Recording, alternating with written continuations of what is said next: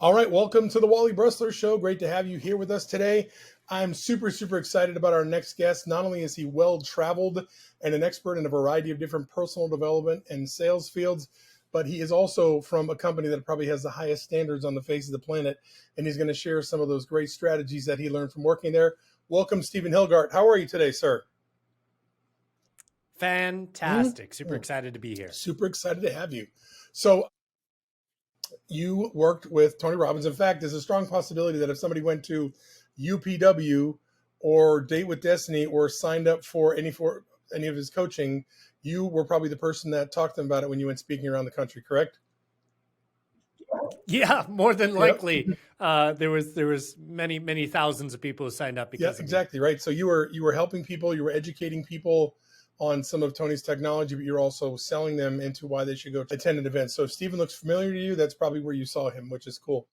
It said you've consulted with over 5,000 companies. So can you kind of start there and tell us, how that came to be and what you consulted with them on? So let's get into that. Yeah, I mean, it's always interesting looking at those numbers, right? How do you personally edify yourself? How do you do this? But for Tony, I spoke over 5,000 times. Before that, I had a consulting practice where I did marketing and sales training and also some personal development as well. And even now, back in the, as I've just recently left Tony over the last several months here, I've rebuilt my consulting business and now I've got a whole bunch of consulting clients once again. So one of the best parts and funnest parts about working for Tony was that my job was to be an extension of him.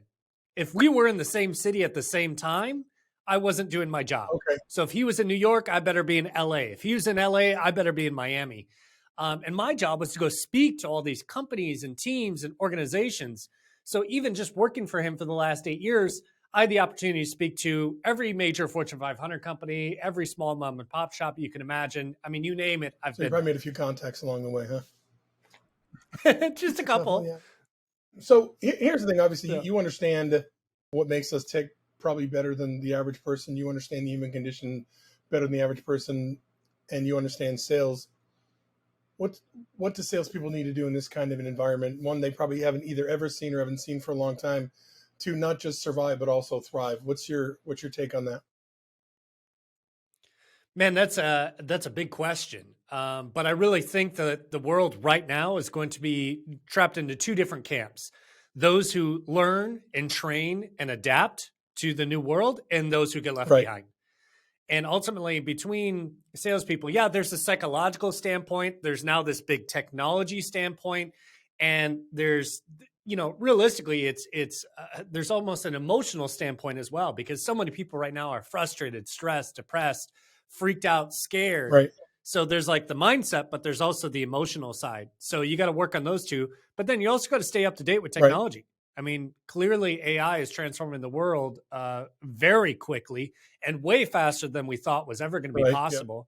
Yeah. And it's only going to get faster. By the way, I don't think salespeople are going to be out of a job anytime soon because of AI. Some might be, but I think if you're selling big ticket items or if you're involved in a complex sale, AI is probably not going to be able to do that for you. You know what I'm saying? So I think I'd like to draw that distinction because I've been having some conversations with some other people. Like, is AI going to replace salespeople?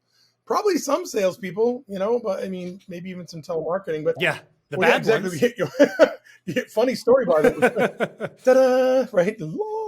Interesting. I was on somebody's podcast several months ago. And, they emailed me yesterday like, hey, my dad died. I'm sorry. I've been getting back to you. I'm going to be posting your podcast. You're showing my podcast in about a week.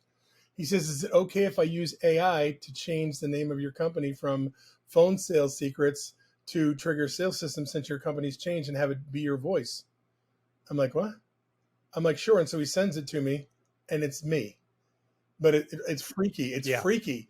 And I just read a story the other day that there was a couple who got fleeced out of $21,000 because somebody used AI to have their son say that was their son asking for money. So, I mean, it's scary what the AI can do, but I don't think it's going to be taking people's jobs anytime soon. So I don't know, your thoughts about that?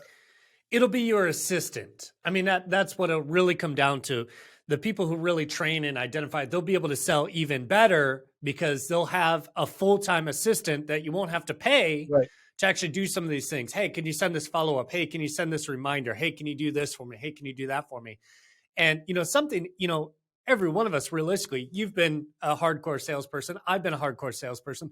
We always wanted that executive assistant, if you will, to kind of read our minds and to be able to be 3 steps ahead of us. Now every single person is going to have that. So it's only going to get better. Not just a want, it's actually a need, right? You need that leverage if you're going to, you're going to need that leverage if you're going to grow and expand. So I didn't mean to interrupt you. Sorry about that. So, yeah, no, that's perfect. Interesting. So talk about, because you've mentioned this a couple of times about being an expert, the need to be an expert, need to be educated. You were talking about education and learning. And, to what degree do you think being an expert is going to separate salespeople in any industry from the good from the bad, the great from the okay? Well, there's a phrase back in the old days, they would call this profound knowledge. Profound knowledge is the idea that when you learn something, you can immediately apply it to radically change your life, to radically improve it, to radically improve the organization, whatever it is. And there's so much of this profound knowledge. I did a video that was really controversial several months ago. It got all viral on the internet. Everyone was real up in arms about this, but it was the idea, I'm sure you've heard this before, the old mortgage thing, that if you make a 13th payment on a 30-year mortgage, a 13th payment per year, you cut the mortgage in half and you save over 100%. And it's not exactly, it's like 14.2 payments for the year to get it cut in half. So everyone argued on the semantics of it, but I mean, it's there. But that's profound knowledge. If you knew that you can cut your mortgage in half, you can save the price of the house and interest per year, like that's profound knowledge. That's something that you can immediately apply to transform your life. Now, what salespeople need to be able to do is understand the profound knowledge in their experience, in their environment. So you can go to a client and explain, here's the thing about mortgages. Here's the thing about real estate. Here's the thing you need to understand about insurance. And when you give them that profound knowledge, they're like, oh my God, this person is the expert, because they do have the profound knowledge. And if they immediately understand that, now everything transforms. Yeah, and I think it's interesting you say that, because I think a lot of people, as salespeople, I think they need to know every last thing about everything to be an expert. And the fact of the matter is you should know more than your clients and prospects. With just probably just what you know probably makes you an expert. But the more you learn, the better you can be. I think the toughest thing. I mean, where were you during the Great Recession? Where were you working? 2000, when you say Great Recession, 2007, 2012. Okay, so we're talking about that. That's when I'd opened my karate school. I'd opened right in the center of that, the beginning of that. And I thought it was one of the worst decisions of my life. I was like, oh my God, like I screwed up big. This is the worst time to start a business. Turns out it was literally the best time, because during that moment, people stopped traveling. So I had a martial arts school. That was my first big business. And it was a local business. People came to take karate lessons. And I was like, oh no, nobody's going to have any money. Well, it turns out everyone still had money. It's just that they stopped traveling and going out and doing that. And they started spending it at home in their community. So our school blew up. We actually had one of the largest martial arts schools in the country. And it was because of that Great Recession. They always say with every big crisis, there's an even greater opportunity. Sure. Some of the biggest businesses. And that's what ended up happening. Some of the biggest businesses on the face of the planet were started during the Great Depression. Most successful businesses that have been around for 100 years were started when the country was literally falling apart at the seams. So it makes complete sense. The reason I asked that question is that there are things that salespeople specifically, need to be saying now to keep the conversation going, where they didn't have to say it over the last couple of years. Does that make sense? And what I mean by that is like, you need to be able to get people to understand that just because interest rates are up doesn't mean they can't get a mortgage that's going to work for them. They can't get a payment that's going to work for them. Just because the home prices are a little wonky right now doesn't mean you still can't sell your home and get more money. In fact, the matter is you're still going to be way higher than you ever were if you bought the home prior to the last 3 or 4 years, right? So you've got to be able to advance the sale. Sure. You've got to get objections and things of that nature and be able to handle them to move things down the road, because people still are going to buy and still are going to sell. And you kind of made that point with your karate studio, which is, thank you for doing that. I did not pay you for that endorsement. Thank you. So, so anyway, so my question is go ahead. Well, I was going to say, here's the biggest thing that people are thinking. This is a mindset thing. For most salespeople, they get caught up in you can't do this, it's not impossible, it's the wrong market. But no matter what's going on, 3% of the people are always looking to buy right then and there. There's always going to be something. When we talked about the when the housing crisis stopped, or even just during COVID, COVID was such a big thing for so many people where they're like, oh my God, nobody's going to buy a house, nobody's going to do this. But there were more homes sold during COVID than the year before. 5.4 million homes in the United States. That's basically every single licensed real estate agent in 2020 could have sold 13 homes that year. There was more than enough. Now, did every real estate agent sell 13 homes? No. Some of them sold 100, some of them sold 200, some of them sold 0. But the opportunity was there. And so for someone to just say that it's not there, it's not possible, it's not going to happen, interest rates are raised, there's always somebody buying, there's always somebody selling. And it's not for your reasons. This is the big thing that salespeople always screw up. They try to get the sale. They try to handle the objections for their reasons. Let me just convince this person to buy, when ultimately a real offer, a real professional, not just salesperson, but a sales professional is someone that gives an offer. And an offer is something that somebody already wants at a price they've already agreed upon, and that's going to improve the quality of their lives. And part of that is leading people to their own conclusion that you're the best person to do the job for them. That's it. But that's because you brought up a good point. Like me telling people how great I am, me jumping up and down and saying how great I am is meaningless to them. Absolutely cares. Meaningless to them. You know, and unfortunately in real estate, especially with all people's faces around and all these things where people feel like they've got to be, their face has to be seen. I mean, it does from a branding standpoint, but at the end of the day, you still need to be able to give compelling reasons for somebody to do business with you. And one of those is you can connect your solutions with their needs and lead them to the conclusion that you're the best person for the job. You joked about this earlier. I've consulted with so many companies now at this point that, I'd have to be an idiot to not see some of the patterns and see some of the habits and see some of the things that make people successful and see some of the things that make people struggle. And I'll give you the number one. If anybody wants to take one thing from this little talk, I'll give you the number one difference between companies that scale up to millions and millions and millions and the ones that stay stuck. Here's what it is. Most people look at their competition and they try to do what their competition is doing slightly better. And they think that's going to improve their business. If you do that, you're only ever going to get an incremental increase, 1% bump, 2% bump, 3% bump. And in this day and age, if you want to scale up to millions, you're never going to be able to get there. So I see Wally on here. He's posting about, oh, look at me. I'm the greatest realtor, whatever. I'm like, you know what? Since he's doing that, I got to do that too. But instead of a red image, I'm going to use a blue image because it's better. And I'm going to write a little bit better copy, and then I'm going to be successful.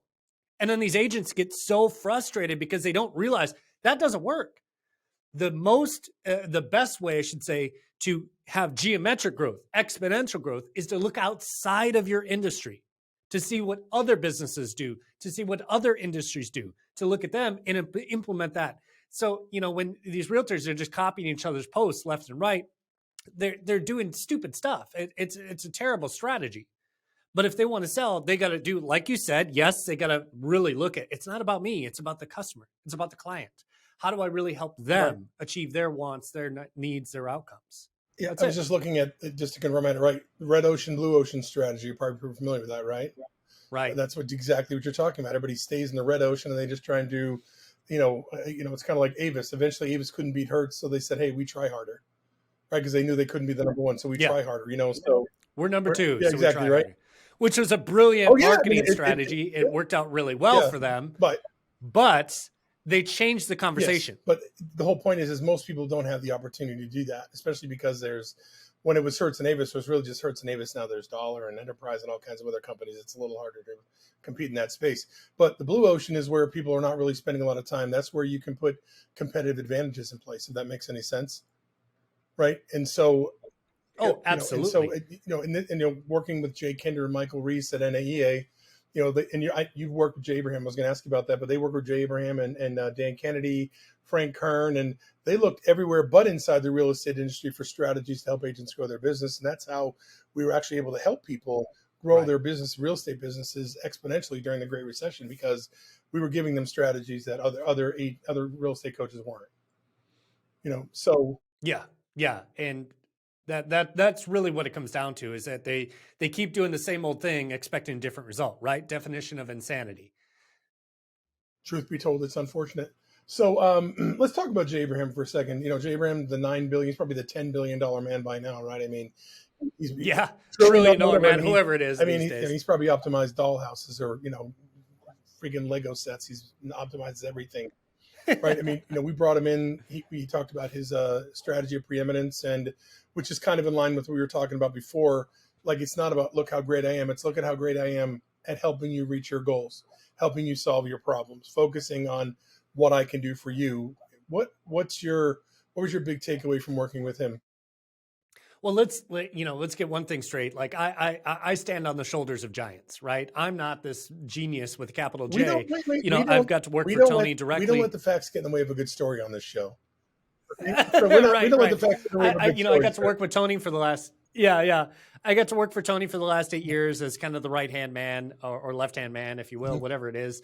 But then when I started my karate school, I struggled at the very beginning of it. And I saw an ad for one of Jay's consulting thing for $5,000. You can get an hour with Jay. I'm like, oh my God, that's so cool. I've read all of Jay's stuff. I love Jay. He's amazing. He's incredible. So I said, oh, why don't I do this? I spent money I didn't have. And then he sent me this 400-page book. And there was hundreds and hundreds of questions I had to answer before I got on the call with him. And I got on the call with him and I answered all these questions. And he said, okay, great. What did you learn? And I was like, well, I got to do this and I got to do this and I got to do this and I got to do this. He's like, great. I think you should do that. Now, would you like to join my mastermind? It's only $10,000 a month. And I'm like, sure. Yeah. So this cat's out of the bag on this one now. I took our business credit card that was under my dad's name. And I'm like, yeah, I'll spend $10,000 a month. Like, let's do this. So I ended up working with Jay for almost a year. And it was a very small group of us. I think there was 11 in this group. So each and every other week, we got to get on the call with Jay and go through this. And I started to really get this. Like, here's what Jay would say. Oh, someone would say their problem. And I'd be like, oh, here's how Jay's going to respond. Just like Tony had taught me, I started to understand the patterns. And so I like to joke about this. I love Jay to death. I teach what Jay teaches in English. Yeah, he's he definitely has some he's a very astute, very long-winded. Man. It's kind of like when Dennis Miller went to Saturday Night Live, using all those metaphors and all those analogies that people are like, what? You know what I'm saying? I mean, Jay's like that. He kind of uses all kinds of high-level articulation of different strategies and things like that don't necessarily land with everybody, but it makes complete sense. And he speaks in very long sentences. Right. Yeah. It's always funny. He always says, there's only 3 ways to grow or exponentially build or change your business and your enterprise. And I'm like, there's only 3 ways to get a business: get more customers, get them to spend more money, get them to come back more often. That's it. Like, okay, there it is in English. You're like the guy on the guy in the TV doing the sign language next to the person speaking. You're just translating it in English. So. Yeah, but Jay was totally like that. He's very long sentences. Yeah, and that journey just continued for me. To you mentioned Frank Kern. Frank has been a coach and mentor of mine for 15 years now. So I learned copywriting from him. I learned copywriting from John Carlton. Love John Carlton. I got to work with just a lot. Stay frosty, my friends. Yeah, stay frosty. Yeah, absolutely. So I've just had some unique opportunities to go train with these people because I always wanted to be the best at what I did. So I would go find who is the best and go just stalk them until they agreed to work with me, until they agreed to coach me. So like you mentioned, Jay Kinder, obviously in that industry, like Jay is doing extremely well. So it makes sense to let me go track this guy down and figure out what the hell is he doing so differently than everybody else. Right, that's Tony Robbins 101 modeling, right? That was in, that's it. I was in Personal Power, right? That was like first thing came out, Personal Power modeling. 100%. He uses the black belt, I think the black belt analogy or something like that. You want to be a black belt, go find the guy that's a black belt and model what he did and do it more quickly. So real quickly, you're a master at explaining emotional management because that's what Tony talks about, the triad and things like that. And I work on helping people overcome sales call reluctance, procrastination, perfectionism, which really is a lesson in managing emotions and managing you're letting into your head and then processing it. Can you kind of just give us like a quick lesson on, emotional management now, specifically because there's a lot more pressure these days, higher prices, less money coming in for people, less money for salespeople, specifically emotional management from your perspective? Yeah, I mean, you mentioned the last couple of things. That's a much bigger conversation for them, where they're talking about less money or this or that or the market or the conditions. That comes down to a strategy conversation of like, okay, how do I recapture, my percentages? How do I not, Yeah, negotiate yeah. on my commissions? How do I attract the right customers, the best buyers, and all of this? That's a Right. strategy And I'm talking session. more about But if dealing we're with that. talking about the Dealing with emotional that. side, Yeah. Sorry, I wasn't clear. Dealing with that. yeah, Sorry. Yeah. Mhm. yeah, yeah. I was just trying to be Yeah. Yeah. clear. Let's separate those two You were conversations, clearing my because lack of the clarity. Thank you. emotional side, and that's Appreciate okay. that. It happens to all of us, right? No, I'm just being Um, silly. Go ahead. on the emotional side, let's just start from the beginning, because the premise is emotions don't happen to us; we Agreed. create them. And this is the big challenge, that a lot of people believe that emotions happen to me. Wally said this thing to me and he made me feel this way. Well, no, you didn't make me feel this way. I made myself feel that way based on input from you, right? And the old saying, nobody can hurt you without your permission. And one of the things that ends up happening is we create this meaning inside of our head. Meaning equals emotion, and emotion is our life. If COVID means this is the end of the world, I'm never going to do a deal again, I'll never see a paycheck again, I'm going to lose my job, my business is going to shut down. If that was the meaning I created during COVID, all of a sudden, how do you think I'm going to feel? And For act. lack of a better term, like And shit. act. Yeah. That's what Mhm. it is. And what's interesting, I'll tell you a quick little story Please. here, not to No, detract from please. this. I'm doing some webinars at the beginning of COVID. And I had this big webinar at the very beginning when people were really scared and freaked out. And I got on this, I was explaining, this is in New York. So in New York, it became illegal to show I heard about homes. that. Yep. They couldn't even show Hmm. them. They couldn't do anything. They couldn't go in them. So the realtors are really freaking Couldn't even out. And they're prospect. like, what do we Couldn't do? even cold call them. They couldn't even Yeah. prospect. Yeah, they couldn't cold call. That wasn't allowed Mhm. normally. So what did they do? They adapted and they started doing open houses. But now what do you do when you can't do open houses? Right? Now all of a sudden you can't even step into the building. You're not allowed to be in the building with two people at the same time. So they had to get really creative. But the conversation was with about 800 people. And it wasn't all just real estate agents. There was insurance people, there were financial advisors. And I was explaining that meaning was everything. And you got to create a more empowering meaning. Not to say that there's not challenges, not to say there's not problems, but if you create a more empowering meaning, you can transform, you can become more Right. resourceful. So this guy stops me. I've got 800 people in this webinar. And he says, Stephen, I've got an example. Can I share it? I said, please, brother, go ahead. He said, look, COVID was really scary here in New York. I had some family, I had some friends affected. I had some friends in the hospital. Like I was really scared. And I started to believe those things like, hey, it's the end of the world. It's this, it's that. But he says, you know what? I live in Connecticut. I work downtown Manhattan. Every single morning, I wake up at 5, 6 in the morning. I drive down into the city. I fight traffic for 2 or 3 hours some days to get there. I work all day long. I fight traffic 2 or 3 hours to get home. And I get home, 7, 8, sometimes 9 o'clock at night, every single day, 7 days a week. He said, this COVID thing was scary, but I got to tell you, man, this is the first time in 13 years I got to have dinner with my children. Wow. And as like everyone is just like, that's a completely different meaning.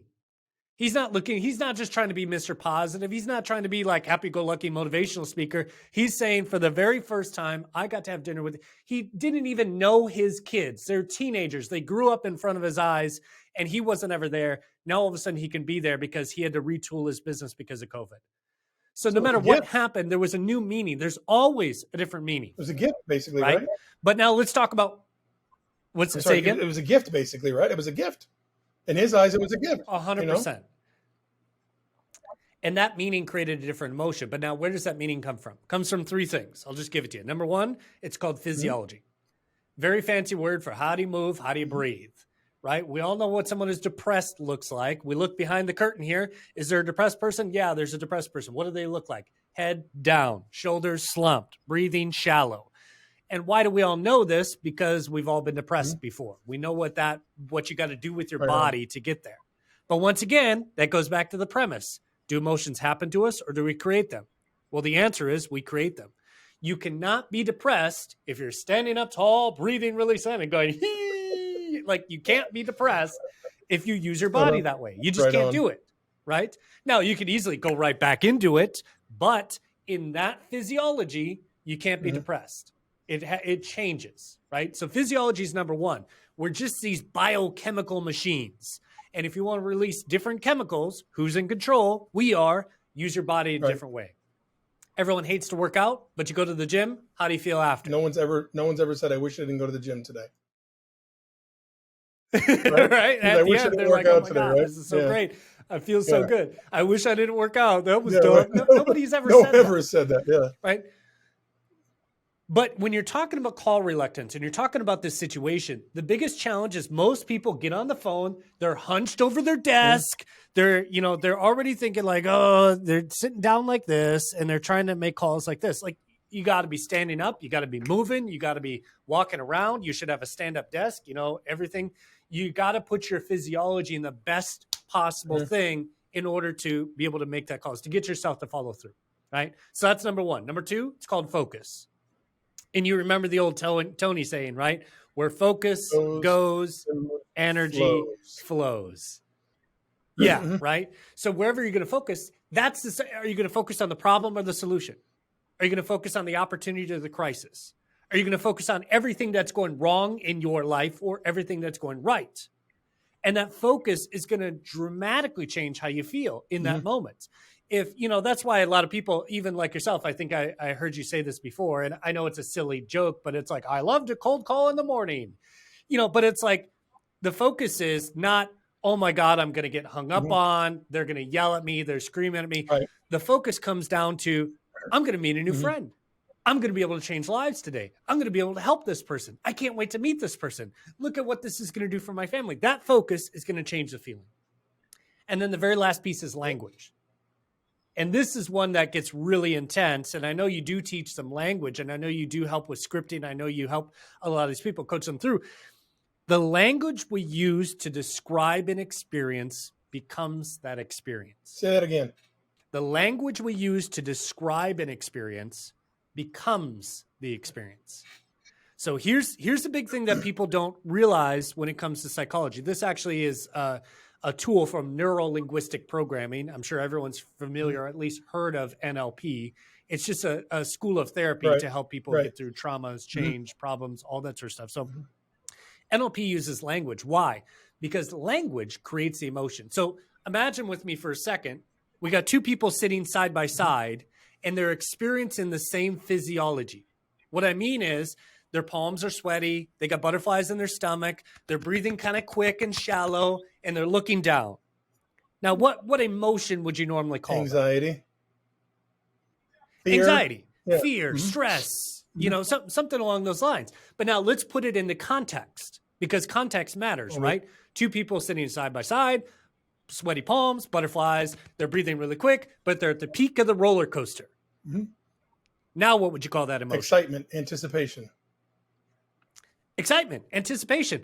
Now, here's the real question. Could two people sitting side by side experience the same physiology, but call it two different things? Absolutely.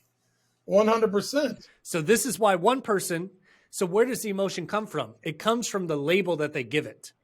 Because in this cycle, what happens is the physiology starts, the focus continues, and then it gets finalized with the language, which creates the meaning and the emotion.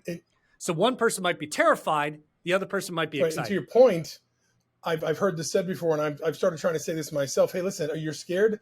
Try and use the word excited. They're very much the same emotion, just means something different to you. Don't say you're scared. It's the same physiology. physiology. Literally the same thing. Just don't say anxious. Say I'm excited, because you are in an excited state. Yeah. So I think that's a great distinction. Thank you for sharing that. And it's my pleasure. And this is one of the things that, you could take a lifetime to study this stuff like I have, for the last, 20 years, I've been focused on how do I master the triad? We call it the triad. How do I master this? And how do I really, and I've got a long ways to go to master it. And it can go several layers deep when you really start to talk about how do you talk about influence and communication and if I want to influence you, I need you to be in the right physiology. I need you to have the right focus. I need to give you the right language to be able to say, yes, I'm in a buying mentality, buying emotion versus rejection. And it all starts with awareness. You've got to be aware. It does. You have to be aware of not just, it's self-awareness and emotional awareness as far as I'm concerned. Aware of yourself and what's going on here, and then being emotionally aware and having emotional intelligence, so you can look at the other person and, like people who don't have emotional intelligence say, "Ooh, where'd you get the big scar on your forehead? That had to be horrible," right? Like that's an example of poor emotional intelligence, But right. That's a good one. I'm saying? Like, oh God, oh my God, that had to hurt.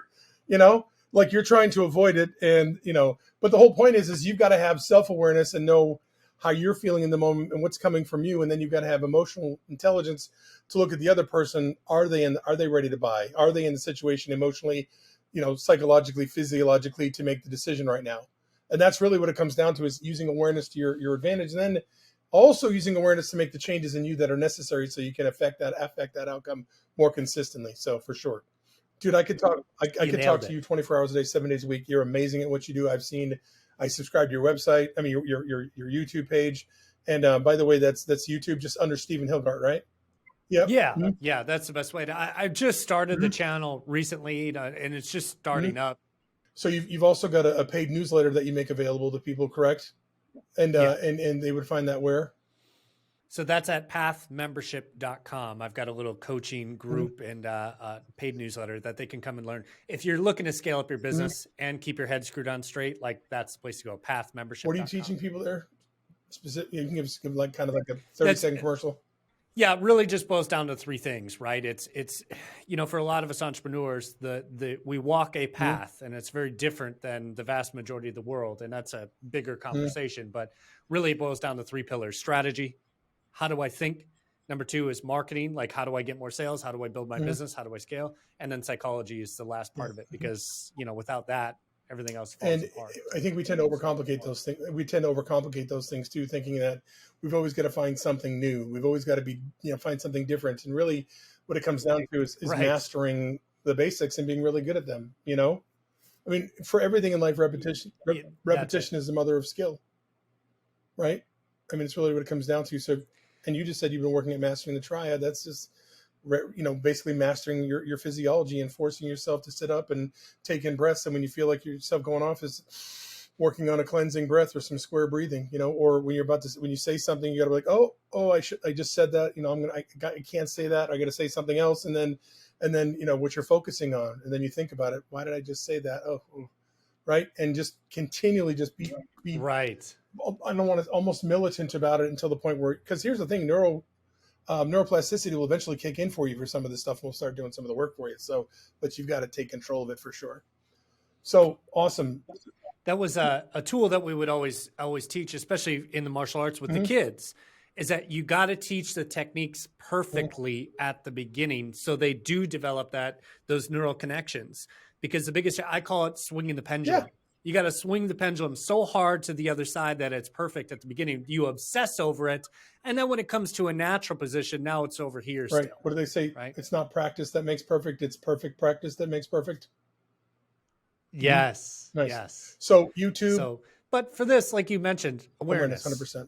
So youtube.com, Stephen Hilgart. And then they can get access to your newsletter / coaching at, yeah, if they get onto the news, the YouTube channel, I've got everything on there. Okay, they can come check it out. Not only get free content, come join me on weekly webinars. Nice. If they want to join if they want some real help, like I can help do that as well. Are you doing just group stuff now? Or are you taking people? Are you doing just group stuff? Or are you taking people one-on-one as well? I do take one-on-one, but I've got some very, very large companies. So part of my offerings is a fractional CMO. Okay. Where I help them with strategy, help them with their marketing, but I'm all full right now. And unless you're doing about $50 to $100 million, let me check my couch. I'm not available. Let me check my couch cushions. I think I might have that in there. So cool. I might have that sitting around, on my couch. Let me check. So basically, I use my show to educate and inspire people.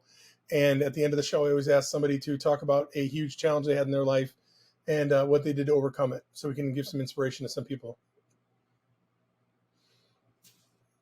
Oh, you'd like to give me that? I'd like to give that story. I'm not. I mean, my stuff's out there. I mean, I got plenty of stuff. So I'm interested for you. Talk to me about a huge over. I mean, you talked about your karate studio, so that's great. Any other challenge you overcame in life where you overcame it and kind of how you did that? I'd love to hear that. Yeah, that's kind of the origin story, right? The And floor is yours, Senator. I love your Thank you. story. I appreciate that. I've listened to yours, I've talked Mhm. to you, and all that, right? My little journey. I always joke about this. I came out of the womb kicking and screaming. I intend to leave that way. So that was where the karate came from, right? Right. So That's funny. yeah, I had a cousin who was a world champion kickboxer, Mhm. and I wanted to follow in his Wow. footsteps. And I started in karate really young.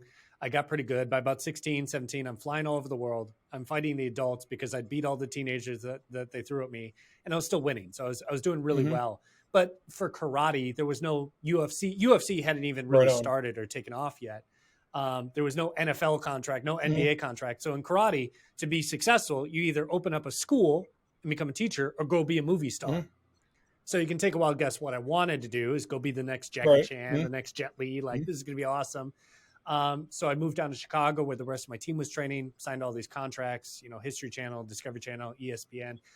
It all really sounds impressive until you find out I was young and dumb and signed a bunch of contracts that said they can use anything that I gave them and not pay me anything. And at the beginning, it was an adventure, right? I'm paying my dues, whatever. But here's where it ends up. I'm in a strange city, no friends, no family, no savings, no job, no money. I'm homeless. And I stayed homeless for almost 2 How years. old were you? So I was living in the back of my car. I was 18 at this Oh my point. God. What? I just graduated school, and I moved down there to go pursue this entertainment industry. Find out I hated the entertainment industry. I didn't really want it, but because all my friends were doing it, I thought I had to go Mhm. do it. There again, big conversation, a lot to Mhm. reveal in just a short thing. But about 2 years later, it's February in Chicago. Yeah. It's 30 below zero. I can't sleep in my car anymore because it's too freaking cold. No money for And I gas. can't sleep on the floor of the karate school I was sleeping at. No money Yeah, for gas to exactly. heat the car, right? So Yeah, exactly. Right. That's really what it boiled down to. So I can't even sleep at the school because there's classes going on. So just to stay warm, I'm walking through the Barnes and Noble in Naperville, Illinois, see a little book on the shelf called Awaken the Giant Within by Tony Robbins. Tony Robbins. And it's $20, and take a wild guess what I had in my pocket. $20 20 on the money. But that was last my food money. But you call it divine intervention, you call it universe speaking to me, whatever the hell you call it. I bought that book with the last of my food money, and I couldn't eat for about 2 weeks, but I read that book again and again and again and again and again. And I made this promise. I always remember people shouting out to God, like, God save me. I'm like, Tony Robbins, so for me, in that moment, I made this promise that if I said, Tony, dude, if you can just help me figure this out, I'm going to help as many people figure it out as possible. I don't care what it takes. Well, you've done that. And obviously it didn't happen overnight, but that's what started my journey towards going back home to Minnesota, opening my karate school, started 2 other businesses that ended up scaling to 7 figures, doing pretty well, traveling the world, coming back, work for Tony Robbins. And, that sounds so obnoxious when people say that stuff, but that was the moment. No. The moment where things turned around. Do not judge yourself or anybody for that. I mean, we all need to be inspired. And the interesting thing is, and I always say this, it's that moment is not just that moment. It is a buildup, right? Somebody doesn't wake up. I woke up no, you didn't just wake up one day. You had thousands and thousands and thousands of overnight success. 25-year overnight success. You finally got to the point where you were ready. You know what I'm saying? I mean, you were homeless for 2 years. It took you 2 years to get ready. It took me 45 years, roughly 45 years, to the point where I was ready to make a change. So it's the buildup, but the fact of the matter is that you did it, and that's the difference. What a great story! I have goosebumps about that story. That's amazing. Awesome, dude. You are incredible. Yeah, it was interesting. You are incredible. I'm so grateful you made some time for me today. I know we joke around on Facebook and stuff, but you are an incredible human being, and I'm grateful you spent some time with us today. I appreciate you, brother. Thank you so much. That right there is Stephen Hilgart. My name is Wally Bressler, and this has been the Wally Bressler Show. Make sure you go be kind to yourself.